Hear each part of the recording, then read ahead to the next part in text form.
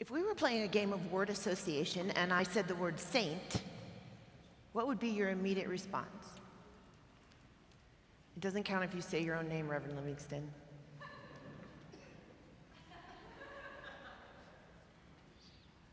I think most of us would eventually call to mind Mother Teresa. Known in the Catholic Church by her official title, Saint Teresa of Calcutta, Mother Teresa was an Albanian, Indian, Roman Catholic nun and missionary. Her service to the church eventually led her to India, where she spent most of her life. The Missionaries of Charity is the religious order that Mother Teresa founded in 1950. Missionaries of Charity run homes for people who are suffering and dying in over 133 countries, working to alleviate poverty in every expression. Now, starting an order like that sounds saintly. And indeed, in addition to many other honors, including a Nobel Peace Prize in 1979, Mother Teresa was named a saint of the church on September 4th, 2016. I think it's Mother Teresa I think of when I think of a saint. As you've heard this morning, today is All Saints' Day. We mark it on our liturgical calendar, and everyone here, we are a jumbled lot of people, aren't we? People of some faith, a lot of faith, no faith. We all might understand sainthood a little differently.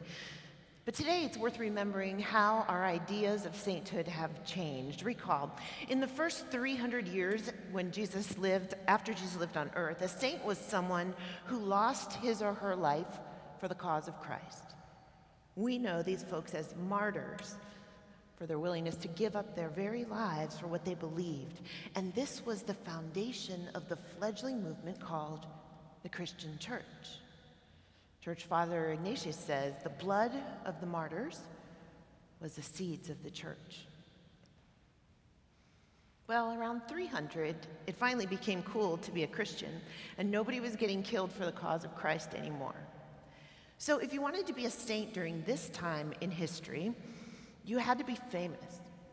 Like, if you died a famous person and you had enough money, a chapel would be built in your honor, and people would come to your chapel and light a candle and pray to you, hoping, of course, that your success on earth would translate into a particularly close relationship with God up there. And for 1,300 years, that's what it meant to be a saint. Next, the Catholic Church put this official process of canonization into place. This process must begin 5 years after a person's death and involves this complicated investigation of a person's life, approved by a panel of theologians and church leaders, and there has to be evidence that the person performed a miracle before or after death. That's all. This process remains in place today, but in the Protestant tradition, we've adopted another idea of sainthood, one that came out of the Reformation. Remember, last week was the 500th anniversary of the Reformation, when Martin Luther started causing trouble for the church and the Reformation began. The idea of praying to saints sort of fell out of vogue. And so the concept of sainthood changed again. This time, a saint is someone in your life whom you loved, who has died. Family members, mothers, sisters, grandmothers, fathers, who died and went to heaven before us are known as saints. Sort of like a scout who got to the end of the trip first and is saving a spot for us. Most of us think about saints that way these days. In fact, today our nave is lined with pictures remembering people who have been saints in our lives. My brother John is up right over there. I'm sure he'd be amused to be listed among a group of saints. But John was, to me, a presence of love that I feel to this day. That feels like a saint. And I want to live a life like that. Don't you? A life when after I'm gone, someone might remember a loving word I said or a care-filled action that I took. But the problem is, I can assure you, I'm no saint. Most days, I'm just trying to make it through the hard work of being human, and often, very often, I fail miserably. And the strain of looming inadequacy threatens to overwhelm me, and the thought of being saintly is frankly terrifying. The scripture text that frames our consideration of sainthood this morning is a familiar one. The Beatitudes, they're often called, part of what we know as the Sermon on the Mount. Picture this. Jesus had gained quite a following among the common folks in Galilee, and crowds were gathered around to hear what he had to say. His disciples, confused fishermen for the most part, were standing there watching, taking at least mental notes so they could remember later what Jesus said. After all, everyone there was used to hearing lists of rules, instructions about how one might go about making God happy, being holy, maybe even achieving sainthood. And so Jesus spoke the Beatitudes. Blessed are the poor in spirit, for theirs is the kingdom of heaven. Blessed are those who mourn, for they will be comforted. Robert Schuller, anybody remember him?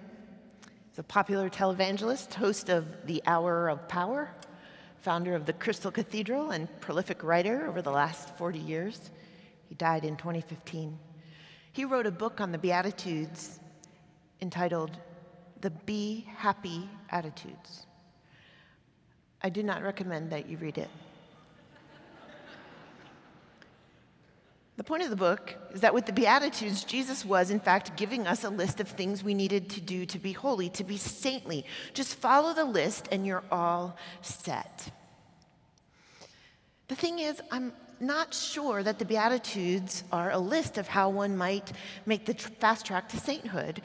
As one commentator on the text points out, I have been around enough to see the merciful get trampled, the mourners commit suicide, the pure in heart walk away from God, and people who hunger and thirst for righteousness sometimes die of hunger and thirst. Instead of a list of directions, I wonder if the Beatitudes weren't just what the words say they are: a blessing. I wonder if Jesus didn't look out over that crowd of hurting, oppressed, tired, hopeless people, and know that giving them another list of things to accomplish wouldn't be much help for them. They were people longing for a life of following God. If they weren't, they wouldn't have turned up in droves to hear what he had to say. But life was hard, and circumstances were punishing. They didn't need any more rules. What they needed was a blessing. All of them. The whole crowd. And so to aid them in their quest for sainthood, for lives that reflected God's grace and love, Jesus raised his voice and maybe his hands, and he blessed them. Everyone. In all of their desperation and poverty and powerlessness and pain, in their quest to live lives that mattered, to please God, even with the limited resources and unlikely success they had, Jesus blessed them.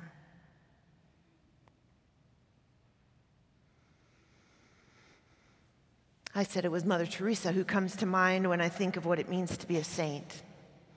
And, of course, Reverend Livingston as well. Taking vows of poverty and chastity, spending her whole life in the middle of abject despair and pain, that takes a kind of holiness that I got to tell you, I don't have. But do you remember why Mother Teresa has stayed in our consciousness since she died? In August of 2007, Time magazine published an article called Mother Teresa's Crisis of Faith. It was shocking news to everyone that in a collection of her correspondence, it became clear that for decades, Mother Teresa felt no presence of God at all in her life. Writing to one of her confessors toward the end of her life, she wrote, "Jesus has a very special love for you.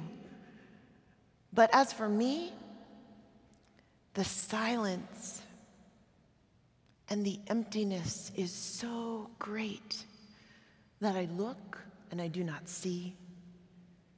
I listen, but I can't hear anything. I need you to pray for me."